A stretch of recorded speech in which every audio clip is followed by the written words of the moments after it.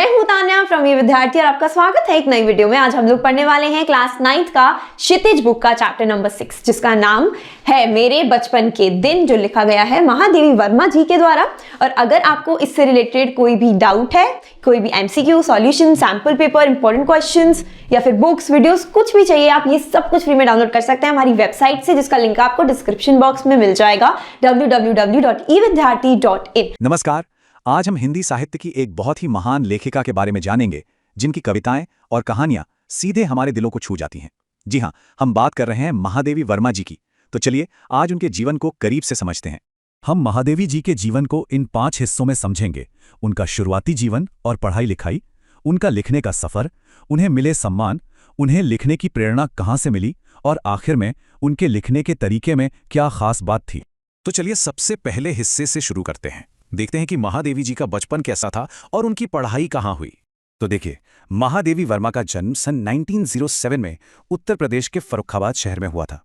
इसका मतलब है कि वो उस जमाने में पैदा हुई थीं जब लड़कियों का स्कूल जाना भी, आप सोचिए, एक बहुत बड़ी बात मानी जाती थी। और उसी दौर में हमें एक ऐसी लेखिका मिली जिन्होंने अपनी कलम से एक नया इतिहास रच दिया।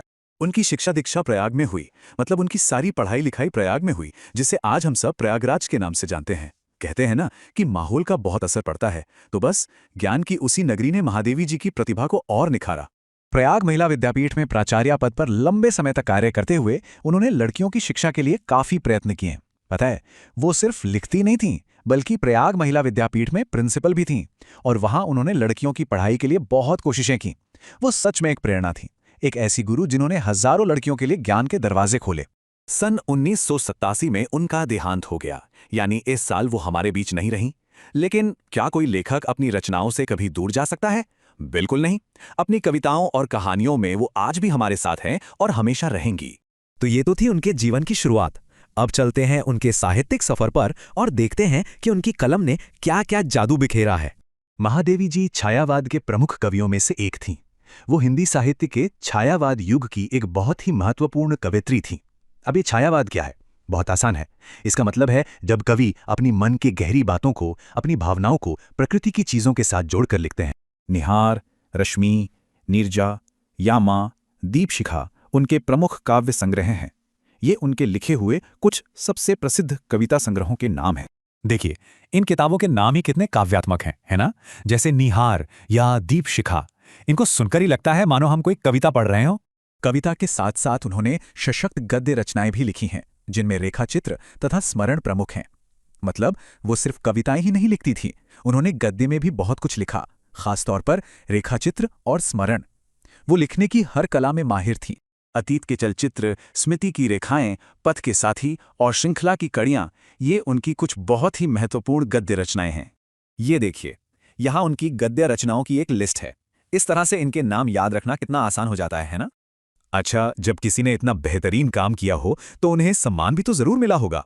तो चलिए अब उनके सम्मान और पुरस्कारों के बारे में जानते हैं। महादेवी वर्मा को साहित्य अकादमी एवं ज्ञानपीठ पुरस्कार से सम्मानित किया गया। उन्हें साहित्य अकादमी और ज्ञानपीठ पुरस्कार मिले, जो भारत में साहित्य के लिए दिए जाने वाले सबसे बड़े सम्मानों में से हैं। भारत सरकार ने उन्हें पद्म भूषण से अलंकृत किया, और इतना ही नहीं, हमारी भारत सरकार ने उन्हें पद्म भूषण सम्मान से भी सम्मानित किया। ये सभी पुरस्कार, ये भारत के कुछ सबसे बड़े और प्रतिष्ठित सम्मान हैं।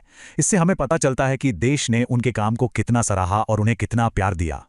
पर एक सवाल मन में आता है कि महादेवी जी को इतना कुछ लिखने की प्रेरणा कहाँ से मिलती थी? वो कौन सी बातें थीं जो उन्हें लिखने पर मजबूर करती थीं? आइए इसी को जानते हैं। महादेवी वर्मा की साहित्य साधना के पीछे एक ओर आज़ादी के आंदोलन की प्रेरणा है, तो दूसरी ओर भारतीय समाज में स्त्री जीवन की वास्तविक स्थिति का बोध भी है।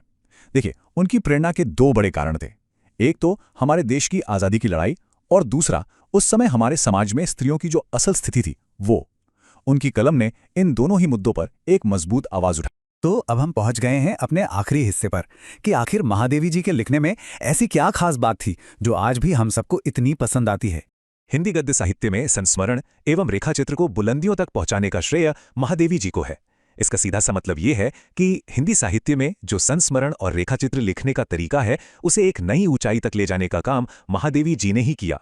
उनके संस्मरणों और रेखाचित्रों में शोषित पीड़ित लोगों के प्रति ही नहीं बल्कि पशु पक्षियों के लिए भी आत्मीयता एवं अक्षय करुणा प्रकट हुई है। पता है, वो सिर्फ दुखी और परेशान लोगों के बारे में ही नहीं लिखती थी, बल्कि उनकी लेखनी में जानवरों और पक्षियों के लिए भी बहुत प्यार और दया झलकती थी। उनका दिल हर एक जीव के लिए बहुत कोमल था। उनकी भाषा शैली सरल एवं स्पष्ट है तथा शब्द चयन प्रभावपूर्ण और चित्रात्मक। यानी वो लिखती तो बहुत ही आसान और साफ भाषा में थी, लेकिन उनके शब्द इतने असरदार होते थे कि पढ़ते पढ़ते हमारी आंखों के सामने पूरा दृश्य बन जाता था। वो सचमुच शब्दों की एक जादूगर थीं। मेरे बचपन के दिन में महादेवी जी ने अपने बचपन के उन दिनों को स्मृति के सहारे लिखा है, जब वे विद्यालय में पढ़ रही थीं। उनकी एक ऐसी ही प्यारी सी रचना है, मेरे बचपन के दिन। इसमें उन्होंने अपनी यादों के सहारे अपने स्कूल के दिनों के बारे में लिखा है। इस अंश में लड़कियों के प्रति सामाजिक रवैये, विद्यालय की सहपाठिनों, छात्रावास के जीवन और स्वतंत्रता आंदोलन के प्रसंगों का बहुत ही सजीव वर्णन है। इस पार्ट में हमें पता चलेगा कि उस समय समाज लड़कियों के बारे में क्या सोचता था, स्कूल में उनकी दोस्त कौन थी, हॉस्टल की जिंदगी कैसी थी और आज़ादी की लड़ाई का उन पर क्या असर पड़ा। तो चलिए, इस पार्ट में हम सिर्फ उनकी कहानी नहीं पढ़ेंगे, बल्कि हम उनकी यादों के सहारे उस समय में वापस लौटेंगे, उस दौर को महसूस करेंगे जब हमारा समाज, हमारा देश एक नई सुबह का इंतजार कर रहा था। तो चलिए महादेवी जी के साथ उनके बचपन के इस खूबसूरत सफर की शुरुआत करते हैं।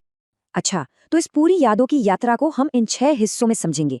सबसे पहले हम जानेंगे एक अनोखा जन्म के बारे में, मतलब कि महादेवी जी का जन्म उनके परिवार के लिए इतना खास क्यों था। फिर हम देखेंगे शिक्षा और पहला डर, कि कैसे उनकी पढ़ाई लिखाई शुरू हुई और उन्हें किस बात से डर लगता था। इसके बाद आएगा कविता और मित्रता, जहां उनकी लिखने की कला और उनकी सबसे अच्छी दोस्त की कहानी है। फिर एक बहुत ही प्यारी कहानी है बापू का कटोरा, जो हमें त्याग और देश प्रेम के बारे में सिखाएगी। 5वां हिस्सा है छात्रावास का सौहार्द, जिसमें हम उस समय के भारत की एक बहुत ही खूबसूरत झलक देखेंगे। और आखिर में एक खोया हुआ सपना के साथ हम ये समझेंगे कि लेखिका को ऐसा क्यों लगता है कि वो प्यारा बचपन अब बस एक सपना बनकर रह गया है। तो चलिए पहले हिस्से से शुरू करते हैं, एक अनोखा जन्म। यहाँ महादेवी जी हमें सबसे पहले ये बताती हैं कि बचपन की यादें हमें इतना क्यों खींचती हैं, उनमें ऐसे क्या जादू होता है। और साथ ही हम ये भी जानेंगे कि उनका जन्म किन हैरान कर देने वाली परिस्थितियों में हुआ था, जो हमें उस समय के समाज की सच्चाई भी बताती हैं। देखिए, पाठ की शुरुआत ही कितनी गहरी और सुंदर बात से होती है। महादेवी जी लिखती हैं, बचपन की स्मृतियों में एक विचित्र सा आकर्षण होता है। यहाँ विचित्र का मतलब है अनोखा, अजीब सा। बचपन की यादों में ना एक ऐसा खिंचाव होता है जिसे हम पूरी तरह समझ तो नहीं पाते, पर महसूस जरूर करते हैं। आगे वो कहती हैं, कभी कभी लगता है जैसे सपने में सब देखा होगा। जरा सोचिए, ऐसा क्यों लगता है? क्योंकि आज हम जो हैं और बचपन में जो थे, उसमें बहुत बड़ा फर्क आ जाता है। समय के साथ हम, हमारे आसपास के लोग, जगह, सब कुछ इतना बदल जाता है कि जब हम पीछे मुड़कर देखते हैं तो यकीन ही नहीं होता कि क्या वो सब सच था या बस एक मीठा सा सपना था। ये एक दार्शनिक बात है कि हमारा बीता हुआ कल हमें एक सपने की तरह लगता है।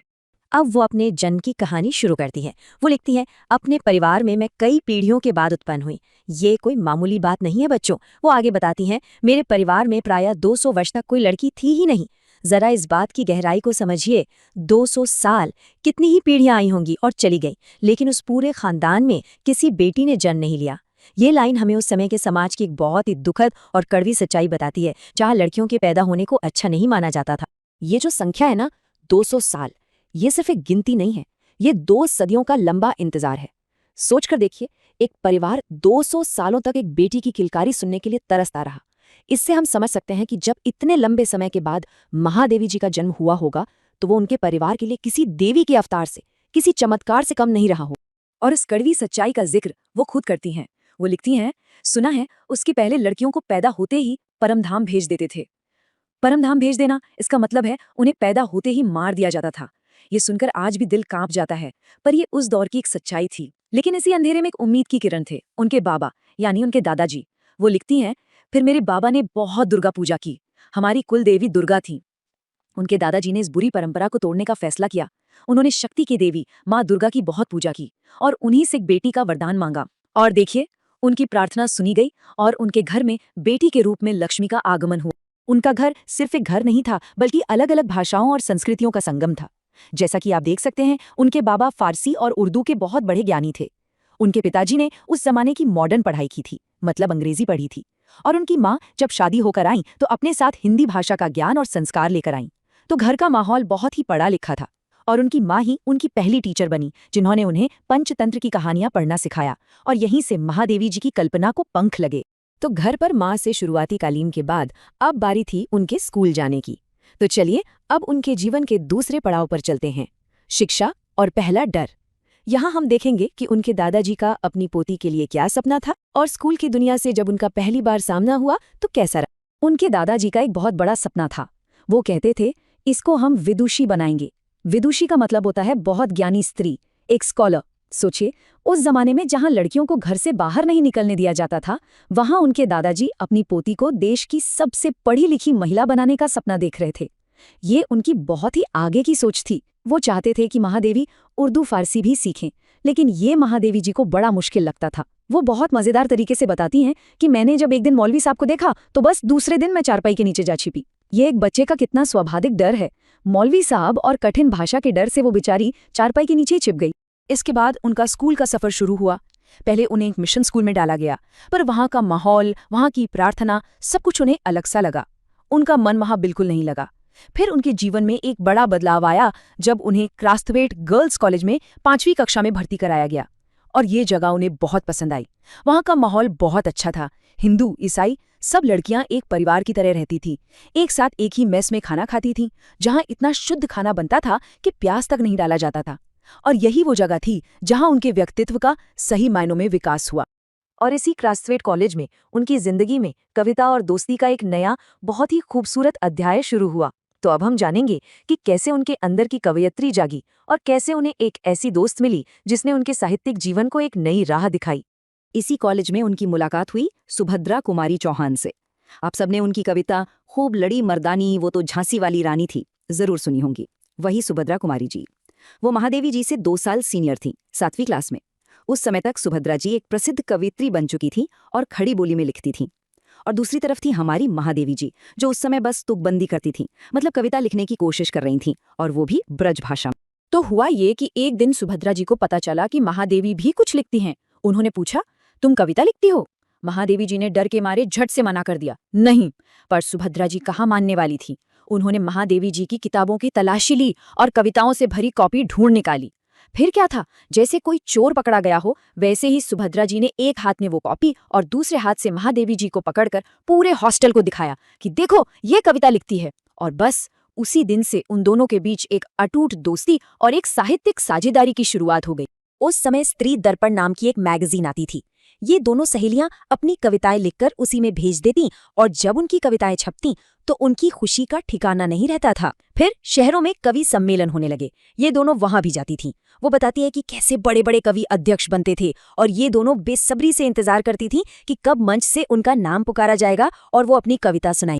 अब हम महादेवी जी के बचपन की एक बहुत ही मार्मिक घटना की ओर बढ़ रहे हैं। ये कहानी है देशभक्ति की, त्याग की, और इस बात की कि उस समय आजादी की लड़ाई का बच्चों के मन पर कितना गहरा असर था। ऐसे ही एक कवि सम्मेलन में महादेवी जी को इनाम में चांदी का एक कटोरा मिला। वो कहती है बड़ा नक्काशीदार, सुंदर, मतलब उस पे बहुत ही खूबसूरत डिजाइन बना हुआ था। जब उन्होंने वो कटोरा अपनी सखी सुभद्रा को दिखाया तो सुभद्रा जी ने मजाक में कहा कि भाई अब तो एक दिन इसी कटोरे में खीर बना के खिलानी पड़ेगी। तो वो कटोरा महादेवी जी को बहुत प्यारा था, उससे उनका एक खास लगाव हो गया था। उन्हीं दिनों की बात है, महात्मा गांधी जी आनंद भवन आए हुए थे। सारे बच्चे अपनी पॉकेट मनी से पैसे बचाकर देश की आजादी के लिए बापू को देते थे। महादेवी जी भी गईं और अपने साथ अपनी सबसे कीमती चीज, वो चांदी का कटोरा भी ले गईं। उन्होंने बापू को कटोरा दिखाकर कहा कि ये मुझे इनाम में मिला है। बापू ने कटोरा हाथ में लिया और बड़े प्यार से पूछा, तू देती है इसे? बापू के उस एक सवाल में इतना अपनत्व था, इतना अधिकार था कि महादेवी जी कुछ बोल ही नहीं पाई। वो लिखती हैं, अब मैं क्या कहती। उन्होंने चुपचाप अपना वो प्यारा कटोरा देश के लिए बापू को दे दिया और लौट आई। कटोरा देने के बाद उनके मन में कई तरह की भावनाएं आईं। उन्हें दुख हुआ कि उनका इतना सुंदर कटोरा चला गया। उन्हें इस बात का भी दुख हुआ कि बापू ने ये तक नहीं पूछा कि कौन सी कविता पर इनाम मिला था। लेकिन इन सभी दुखों से कहीं बड़ी थी एक खुशी, एक संतुष्टि का भाव कि उनका वो पुरस्कार, उनकी वो कीमती चीज अब देश के काम आएगी। ये एक छोटी सी बच्ची के मन में त्याग की कितनी बड़ी भावना थी। इस कहानी के बाद अब महादेवी जी हमें अपने हॉस्टल के दिनों में वापस ले जाती हैं और वहां के माहौल की एक बहुत ही खूबसूरत तस्वीर खींचती हैं। उनका हॉस्टल उस समय के एक आदर्श भारत का छोटा सा रूप था, जहां अलग अलग तरह के लोग एक साथ प्यार से रहते थे। देखिए, उनके हॉस्टल में कितनी विविधता थी। कोई अवध से थी और अवधी बोलती थी, तो कोई बुंदेलखंड से थी और बुंदेली बोलती थी। उनके साथ एक मराठी लड़की ज़ेबुन्निसा भी रहती थी, जो मराठी मिली हुई हिंदी बोलती थी। सब अलग अलग जगह से थीं, अलग अलग भाषाएं बोलती थीं, पर सब एक थीं। सब एक साथ एक ही मेस में खाना खाती, एक ही प्रार्थना में खड़ी होती, और सबसे बड़ी बात, उनमें कभी भी धर्म या जाति को लेकर कोई लड़ाई, कोई भेदभाव नहीं होता था। और ये प्यार और अपनापन सिर्फ हॉस्टल तक ही नहीं था। महादेवी जी बताती हैं कि उनके पड़ोस में जवारा के नवाब साहब का परिवार रहता था। उनकी पत्नी बेगम साहिबा महादेवी जी को अपनी बेटी की तरह मानती थी और कहती थी, हमको ताई कहो। और उनके बच्चे महादेवी जी की माँ को चची जान कहकर बुलाते थे। ईद पर नवाब साहब के घर से सिवैयाँ आती थी, तो होली पर महादेवी जी के घर से उनके लिए गुजिया जाती थी। ये हिंदू मुस्लिम एकता की एक जीती जागती मिसाल थी, जहाँ रिश्ते मजहब से बहुत ऊपर थे। और अब हम इस संस्मरण के आखिरी और सबसे मार्मिक हिस्से पर आ गए हैं। यहाँ महादेवी जी इस बात पर सोचती हैं कि वो इतना खूबसूरत बीता हुआ कल आज बस एक सपना सा क्यों लगता है। अपनी यादों के इस सफर के अंत में महादेवी जी बहुत दुख के साथ लिखती हैं, आज की स्थिति देखकर लगता है जैसे वो सपना ही था। वो प्यार, वो एकता, वो भाईचारा जो उन्होंने अपने बचपन में सच में जिया था, जब वो आज के समाज को देखती हैं तो उन्हें वो सब एक सपने जैसा लगता है। ऐसा लगता है जैसे वो कभी सच था ही नहीं। वो कहती हैं, आज वो सपना खो गया, वो खूबसूरत सपना आज कहीं गुम हो गया है। और फिर एक गहरी सांस लेकर वो लिखती हैं, शायद वो सपना सत्य हो जाता तो भारत की कथा कुछ और होती। ये लाइन दिल को छू जाती है। वो कहना चाहती हैं कि अगर हम सब ने उस प्यार और एकता को संभाल कर रखा होता, अगर वो सपना आज भी हकीकत होता, तो हमारे देश की कहानी, हमारे भारत की किस्मत। तो उम्मीद करती हूँ आपको ये चैप्टर अच्छे से समझ आ गया हो, और अगर आपको कोई भी डाउट हो ना तो आप कमेंट सेक्शन में बता सकते हैं, हम आपको रिप्लाई कर देंगे।